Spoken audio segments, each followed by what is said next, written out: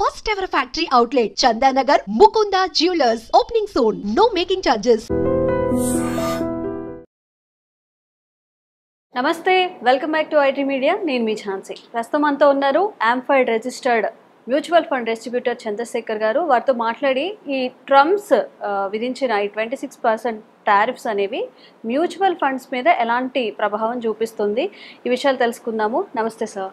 నమస్తే ఝాన్సీ గారు. సార్, అందరు ఇప్పుడు దీని గురించే మాట్లాడుకుంటున్నారు. ఈ టారిఫ్స్ ఏవైతే ఉన్నాయో దీనివల్ల ఏవైనా ఎఫెక్ట్ అనేది మ్యూచువల్ ఫండ్స్ మీద ఉంటుందా అని చెప్పి, నిజంగా మ్యూచువల్ ఫండ్స్ ఎఫెక్ట్ అవుతాయా? ఝాన్సీ గారు, ఇప్పుడు మ్యూచువల్ ఫండ్స్ ఎఫెక్ట్ అయ్యే ముందు అసలు ఈ టారిఫ్స్ ఎందుకు పెంచుతున్నారు ట్రంప్? మీరు మండే మార్కెట్ చూసుకుంటే బ్లడ్ బాత్ అంటుంటారు. అరౌండ్ 4.4% ప్లస్ ఇండియన్ మార్కెట్స్ పడ్డాయి. Okay, right. నేనైతే ఆ రోజు ట్రంప్ బాత్ అంటాను. Trump bath. ఓకే. బికాజ్ ఎందుకంటే తన వల్ల, ఆయన పెంచడం వల్లే ఇవన్నీ రెసిప్రోకల్ టారిఫ్స్ అనేది పెంచుతున్నారు అన్నమాట. బాగా పెంచారు. ఓకే. దాంట్లో ఆ ప్రాసెస్లో మన ఇండియన్ మీద ఎక్స్పోర్ట్స్ మీద 26% రెసిప్రోకల్ టారిఫ్స్ అనేది పెంచారు. ఇంతకుముందు ఎంత ఉండేది సార్? సో జనరల్గా ఒక 10% మనకు ముందు చూసుకుంటే మేడం ఒకసారి కొంచెం తక్కువ 10% ఆ రేంజ్లో ఉంటుంది. సో ప్రతి ఒక్క కంట్రీస్కి బాగా పెంచారు. ఆల్మోస్ట్ డబుల్ చేసినట్టే 26 అంటే. మీరు చూసుకుంటే మేడం, కాంపిటేటివ్ అడ్వాంటేజ్ చూసుకుంటే మన ఇండియాదేమో 26%, రైట్. అదే చూసుకుంటే మిగతా కంట్రీస్ చూసుకుంటే చైనా 34 ప్లస్ ప్రీవియస్ 20%, ఆల్మోస్ట్ 54, 104% పెంచేశారు ఇప్పుడు.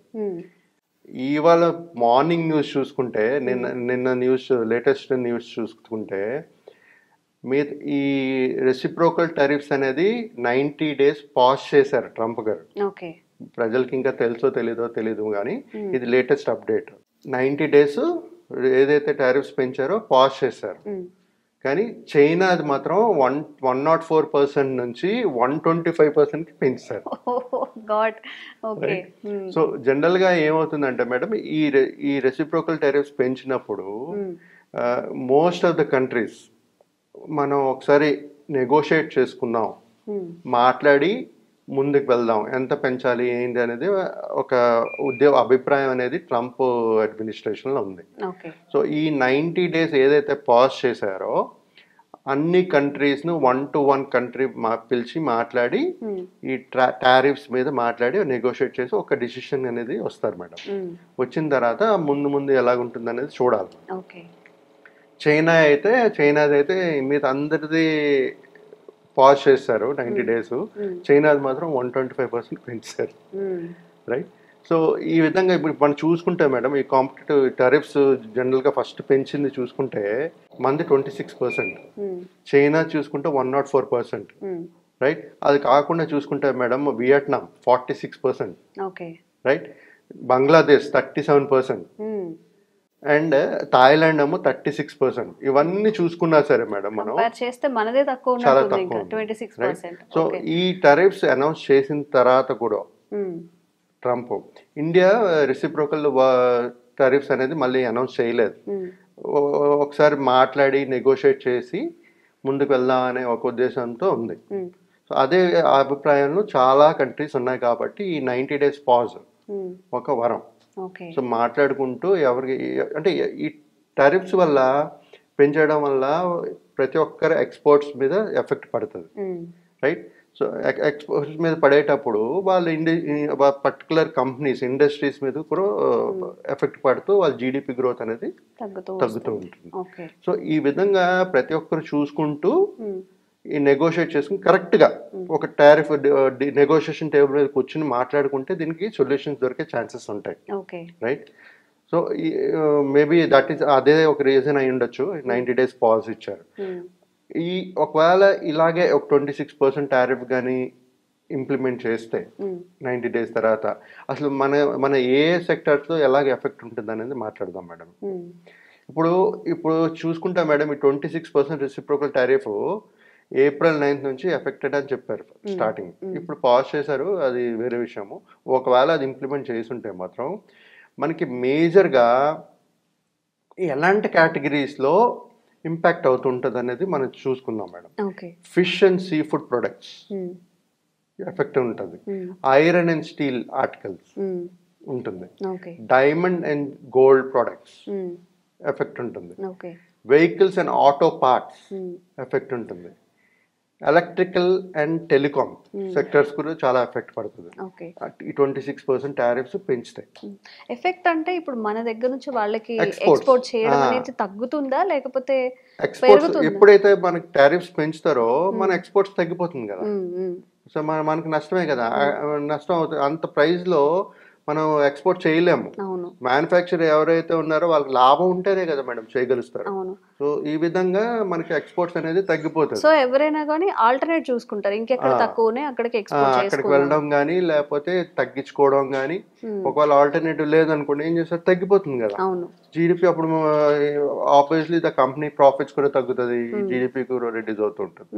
సో ఈ విధంగా ఇవన్నీ మేజర్ ఎఫెక్ట్ అవుతుంటాయి. Electronic products. సో ఇదన్నీ డిక్లైన్ అయ్యే ఛాన్సెస్ ఉన్నాయి. ఓకే. ఓకే. ఇది కాకుండా మేడం కొన్ని ఎగ్జంప్షన్స్ ఉంటాయో కొన్ని categories, pharmaceutical, semi conductors and some energy products, ఇలాంటి దాంట్లో ఎగ్జంప్షన్ ఉంటుంది కాబట్టి అంత ఎఫెక్ట్ ఉండదు దీని మీద. ఓకే. ఓకే. ఎందుకంటే ఈ ఫార్మాసిటికల్ ఎక్స్పోర్ట్ చేసేటప్పుడు చాలా మంచి కాంపిటేటివ్ పొజిషన్స్లో ఉంటుంది.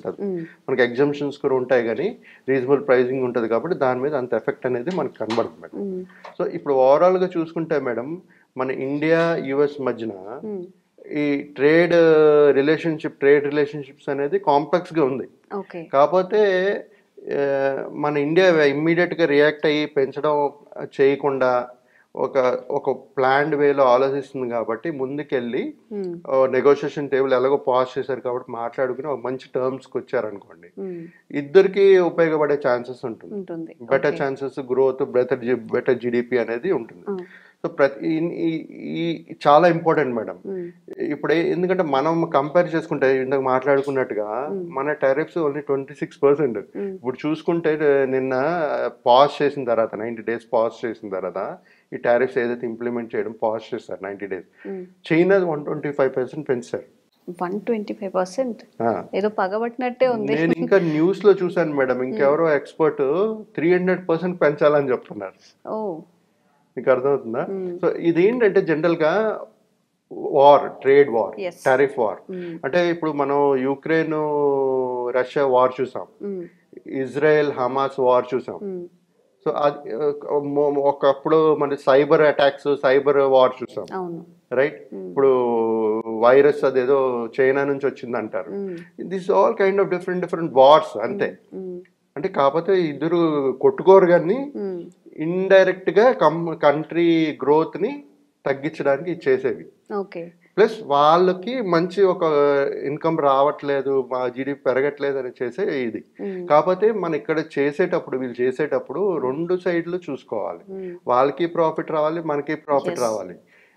అలాంటప్పుడే మన గ్రోత్ అనేది, మన కంట్రీ గ్రో అవుతుంది, వాళ్ళది కూడా అవుతుంది. సార్ మీరు అన్నట్టు నెగోషియబుల్ చేస్తారా అని మళ్ళీ ఒకసారి మాట్లాడి తర్వాత పర్సంటేజ్ అనేది ఎంత పర్సంటేజ్ ఉండాలన్నారు. మరి మన వైపు నుంచి మాట్లాడితే 26% అనేది కూడా ఇంకొంచెం ఏదైనా నెగోషియేట్ చేసే అవకాశాలు ఉంటాయా? డెఫినెట్గా ఉంటుంది మేడం ఝాన్సీ గారు. ఇప్పుడు ఎందుకంటే 90 days పాజ్ ఇచ్చింది ఈ నెగోషియేషన్ చేయడానికే. అన్ని కంట్రీస్ కోసం only most of the countries. ఇప్పుడు ఏంటంటే అమెరికా వాళ్ళు ఏం చేస్తారంటే, డొనాల్డ్ ట్రంప్ ఏం చేస్తారు, 1 to 1 కంట్రీ మాట్లాడతారు. మాట్లాడుకుని టారిఫ్స్ గురించి నెగోషియేట్ చేసుకుని then they will come up with a plan. ఇప్పుడు మనం ఒక సింపుల్ గా ఒక ఇన్వెస్ట్మెంట్ చేయాలనుకున్నప్పుడే మనం ప్లాన్ చేస్తుంటాం కదా మేడం. సో ఇలాంటి ట్రేడ్ బ్యారియర్స్ ఉండేటప్పుడు నెగోషియేట్ చేసేస్తేనే మనకు సొల్యూషన్ అనేది వస్తుంది. మంచి ఒక ఇద్దరు ఈ రెండు సైడ్లు ప్రాఫిట్ అడ్వాంటేజ్ ఉండి ఒక గ్రోత్ అనేది క్రియేట్ చేయగలుగుతారు. సో ఇప్పుడు ఏంటంటే ప్రస్తుతానికి పాజ్ చేసేటప్పుడు ఏదైతే ఎగ్జిస్టింగ్ టారిఫ్స్ ఉన్నాయో దాని మీద 10% అయితే ప్రెసెంట్ ఇంప్లిమెంట్ చేస్తున్నారు, ఓకే రైట్? సో ఈ 90 days పీరియడ్లో తర్వాత ఇది 1-to-1 నెగోషియేట్ అయ్యి ఏది ఫైనల్ అయిన తర్వాత దాన్ని బట్టి మళ్ళీ ఫైనల్ అనేది ఫిక్స్ మళ్ళీ ఇది అనేది ఫాలో అవుతుంటారు టారిఫ్స్ అనేది. జనరల్ గా మేడం ఇది ఒక ట్రేడ్ వార్. కొంతమంది ఏం చేస్తారంటే నెగోషియేషన్ టేబుల్కి వస్తారు, కొంతమంది రారు. మీరు పెంచితే నేను పెంచుతాను అలా కొట్టుకుంటూ వెళ్తే ఎవరికి ఉపయోగం లేదు. వాళ్ళ కంపెనీస్ డెఫినెట్గా 2 సైడ్ల కంపెనీస్కి డిసడ్వాంటేజ్ ఉంటుంది. వాళ్ళ గ్రోత్ తగ్గుతుంది, కంపెనీ ఇంకా ప్రాఫిట్స్ తగ్గుతాయి, జీడిపి తగ్గుతుంది, అన్నీ తగ్గుతాయి. సో ఈ విధంగా ఒక నెగోషియేషన్ టేబుల్కి వచ్చి డిస్కస్ చేసుకుని ఒక మంచి రీజనబుల్ టారిఫ్స్ కానీ నెగోషియేట్ చేసి ఫైనలైజ్ చేయగలిస్తే ప్రతి ఒక్క కంట్రీ వాళ్ళ గ్రోత్తో పాటు ఇంకో కంట్రీస్ కూడా గ్రో అయ్యేటట్టు చేసుకోవచ్చు మేడం. సో ఈ విధంగా ప్రతి ఒక్కరు ప్లాన్ చేసుకోవాలని డొనాల్డ్ ట్రంప్ చేస్తున్నారని అనుకుంటున్నాను నేను. సో అదే కాకుండా మిగతా కంట్రీస్ కూడా ఉంటారు ఇప్పుడు. అంటే జనరల్గా ఏంటంటే కొంతమంది ఇన్నరు ఈ టారిఫ్స్ మాకు ఏం రావట్లేదు అన్నప్పుడు మాట్లాడరు, వినరు, కామ్గా ఎక్స్పోర్ట్ చేసుకుంటూ పోతుంటారు. ఒకవేళ మీరు నా మాట వినాలనుకోండి, నేను కొంచెం గట్టిగా ఉండాలి కదా, స్ట్రాంగ్ ఉండాలి కదా. అండ్ అందరూ కూడా వేరే కంట్రీస్ కూడా అమెరికా ఇలా టారిఫ్స్ ఉంది కాబట్టి మనం కూడా కొంచెం వాళ్ళు కూడా ఇన్ఫ్లుయెన్స్ అయ్యి యాజ్ పర్ వాళ్ళు ఏదైతే గైడ్లైన్స్ త్రూ వెళ్ళారో మనం కూడా అట్లనే ఇంక్రీజ్ చేద్దామంటే అప్పుడు బోత్ సైడ్స్ కూడా అదే ఇప్పుడు చైనా నో ప్రాఫిట్స్ అన్నట్టు ఉంటుంది. ఇప్పుడు చైనాను అమెరికా యుఎస్ అదే అవుతుంది. If major countries largest countries చాలా ఎక్స్పోర్ట్స్ చేస్తుంటారు చైనా. సో వీళ్ళిద్దరు కొంచెం మాట్లాడుకుంటే కదా మంచి ఒక రీజనబుల్ టారిఫ్స్కి వచ్చి ఇద్దరికి ప్రాఫిట్ వచ్చేటట్టుగా ఉంటుంది. చేసుకోవాలి వాళ్ళు కూడా వచ్చి మాట్లాడుకుంటూ చేసుకుంటేనే మన ఏ కంట్రీ గ్రోత్ అయినా సరే ముందుకు వెళ్ళేది. అది లేకుండా మీరు పెంచారని చెప్పి నేను పెంచారని చెప్పి అన్ని కంట్రీస్ పెంచుకున్నాను అనుకోండి, మన మన మన మన మన మన కంట్రీ నుంచి మనం ఏమి ఎక్స్పోర్ట్ చేయలేము. మన మ్యానుఫ్యాక్చరింగ్ కాస్ట్ ప్లస్ మనకు కొంత ప్రాఫిట్ కావాలంటే అంత టారిఫ్స్ పెడితే మనం ఎక్స్పోర్ట్ చేయలేము. చేయలేనప్పుడు గ్రోత్ ఎలాగ వస్తుంది?